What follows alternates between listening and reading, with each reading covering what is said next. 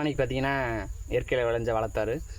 இதை வந்து ஒரு நபர் கேட்டிருக்காங்க நம்மளுக்கு தெரிஞ்சவங்க. நம்ம இப்போ இந்த தாரை வந்து 900 ரூபா அப்படின்னு பேசி விற்றாச்சு. சாயந்தரம் எடுத்துக்குவாங்க. இது என்னன்னு பார்த்தீங்கன்னா, இது நம்ம சந்தைக்கு போயிருந்தால் கூட ஒரு 200 கிடச்சிருங்க. 1500 போகும். நம்மளுக்கு இங்கேயே வந்து எடுத்ததுனால ஒரு மன மகிழ்ச்சி, நம்மளை தேடி வந்து வாங்குறாங்க அப்படின்னு. இதில் வந்து என்ன ஒரு இதுன்னா, விவசாயிகளுக்கு கிடைச்ச ஒரு பெரிய வெற்றியே தான்.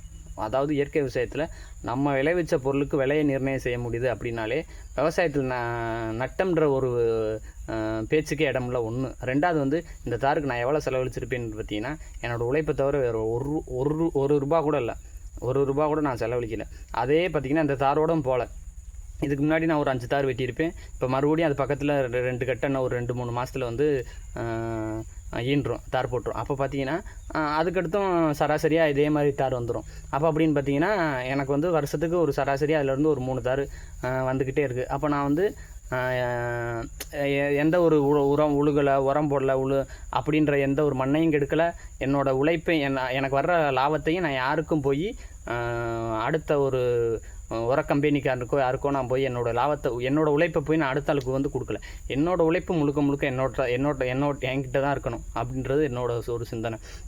அப்போ அப்படின்னு பார்த்தீங்கன்னா இது வந்து முழுக்க இயற்கை விவசாயத்தால் மட்டும்தான் நடக்கும். இப்போ வந்து இதே நான் இந்த தார் வந்து மார்க்கெட்டுக்கு போயிருந்தால் அதிகபட்சம் 400 ரூபாய்க்கு போயிருக்கும், அவ்வளோதான். ஆனால் அதை வந்து நம்மகிட்ட யார் வந்து நம்மளை வந்து தேடி வந்துலாம் யாரும் நம்மகிட்ட வந்து வாங்க மாட்டாங்க.